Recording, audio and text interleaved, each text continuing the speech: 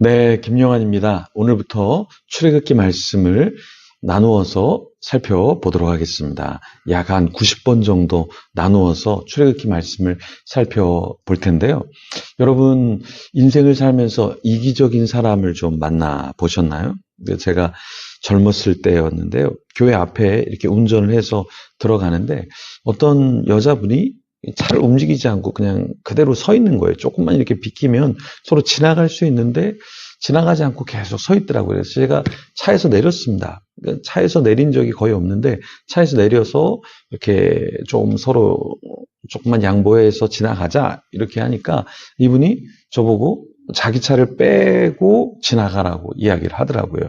너무 어처구니가 없지만 교회 앞에 이제 들어가면 되는데 그래서 제가 그 차를 이렇게 빼고 제 차를 이렇게 후진을 해서 잘 지나가도록 했습니다. 이 교회 주차장에 딱 주차를 하고 이런 생각이 들었어요. 야, 이거 참 이기적인 사람을 내가 만나서 이런 황당한 일을 겪다니 뭐 이런 에피소드가 있었는데요.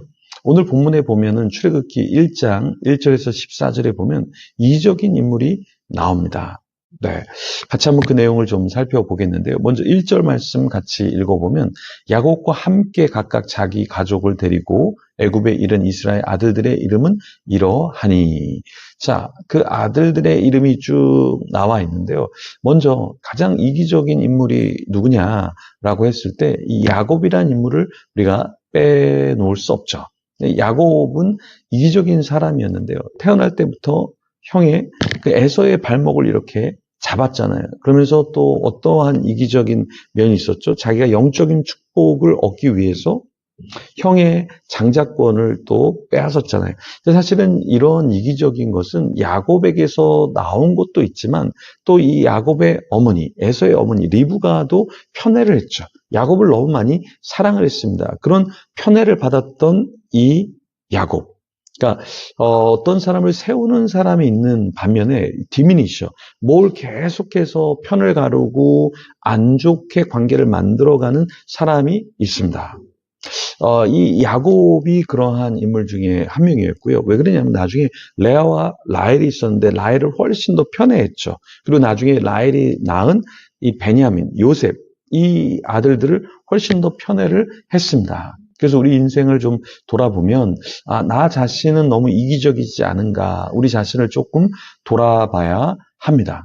최근에 있었던 일, 그리고 또 늘 공동체 안에 있는 일이 어떤 일이냐면 우리가 우리 자신을 너무 많이 이기적으로 생각하는 경향이 있다라는 거죠. 그러니까 공동체는 생각하지 않고 또 다음 세대는 우리가 생각하지 않고 너무 이기적으로 우리가 생각하고 말하고 행동할 때가 있다라는 것입니다. 정말 다 말씀을 드릴 수는 없지만 이 공동체 안에 이기적인 면 이것이 조금 더 빠지면 그 공동체가 조금 더 성숙해지지 않을까 이런 생각을 합니다. 물론 저도 이기적인 부분을 내려놔야 하겠고요. 야곱이 이기적이다 보니까 그 아들들도 어떻게 살게 됐냐면 이 르우벤 같은 경우는 어떠한 안 좋은 말을 들었죠. 창세기 49장 3절에 르우벤아 너는 내 장자요 내 능력이요 내 기력의 시작이라. 위풍이 월등하고 권능이 탁월하다마는 그러면서 르우벤이 어떠한 잘못을 저질렀다고 했습니까? 성적인 죄를 저질렀는데요. 이런 이기적인 면, 잘못된 죄악 이것이 그냥 르우벤에게서만 나온 것이 아니라 이 아버지의 영향을 또한 받았을 것이다 라는 것이죠.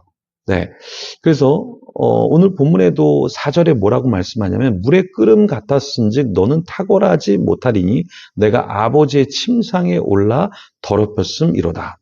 그가 내 침상에 올랐었도다. 이런 이야기를 듣게 되는 거죠. 시므온과 레위도 결국에 칼을 사용해서 폭력을 행사했죠. 이런 면들, 이게 가계의 저주가 계속해서 흐른다라고 말할 수는 없지만 우리 부모가 그러한 모습이 있으면 자녀도 그것을 답습하게 된다라는 것이죠. 그래서 우리 자신을 조금 더 돌아봐야 하겠습니다. 유다도 결국에 자기의 며느리와 동침을 했던 것, 네, 이런 것들이 가계에 있었죠. 그런데 가계에 저주가 있다 그래서 모두가 다 그런 것은 아니죠. 왜냐하면 요셉 같은 경우는 어떤 존재였죠?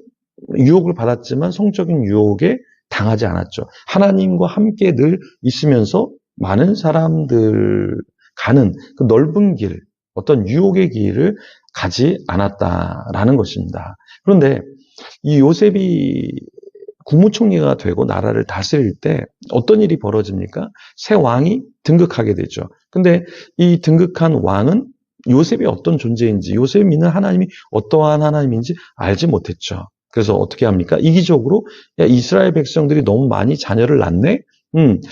이런 민족 가만두면 안 되겠다. 그래서 이기적인 모습을 보이기 시작했다라는 것입니다. 애굽은 굉장히 대국이고 더 많은 사람들이 있었는데 그 히브리 사람들이 조금 뭔가 잘 되는 것을 보자 그것을 봐주지 않았다라는 것이죠. 왜 그랬습니까?